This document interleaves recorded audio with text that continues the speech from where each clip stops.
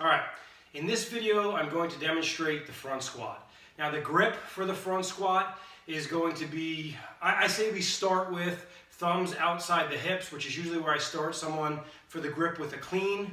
Again, it could be your jerk grip. It depends on where you feel most comfortable. You don't want to go too wide, puts a lot of pressure on the elbows, too narrow, and then you wind up pinning your hand between the bar and your shoulder. So find the grip that you feel most comfortable with. You're going to put the bar in the rack position. Now, ideally, our goal is to try and get those upper arms parallel or horizontal to the floor, and we're going to have the bar sitting in what's called the rack position, which is pressing slightly against the neck, so it's just in front of the neck, just anterior to the neck, okay, and posterior to this anterior deltoid muscle, so this muscle right here. So it kind of sits in a little groove, okay. That's if you have the proper mobility. If not, it may sit on your clavicle.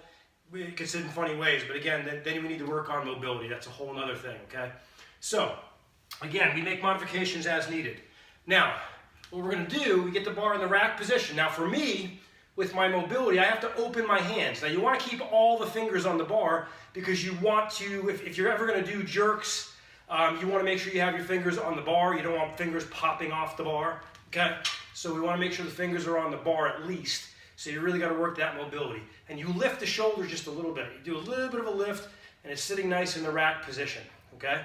And again, if you're not used to this, it may put some pressure on the wrists. You can wear wrist wraps, but really the key is get the mobility. Just work on the mobility with a number of drills and stretches so that you can get in the right position. That's key, okay? So what I'm going to do is I'm going to keep my torso as vertical as possible, okay? I'm going to drop my butt straight down between my heels, and I'm going to keep my feet flat while I shove my knees out, okay?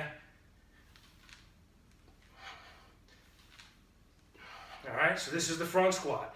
Again, very, very important. Let's just do it from the side. I try and do this without smashing my picture here, okay? Again, I don't have the best mobility, so this is not the best example of mobility, but it's fair. Okay, that's what it looks like from the side. You can see how the torso stays pretty vertical, more vertical than in a back squat, even more vertical than a high bar back squat.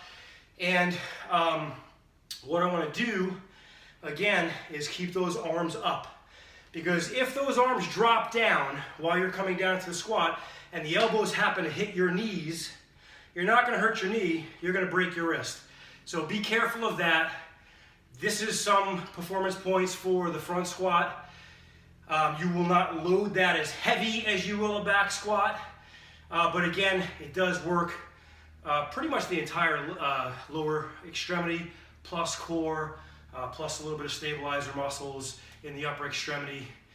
It is more quad heavy than doing a back squat, even though you're going to work quads in a back squat. There's a little more emphasis because you're a little more vertical and the nature of the biomechanics. So if you have any questions, post them. Stay strong.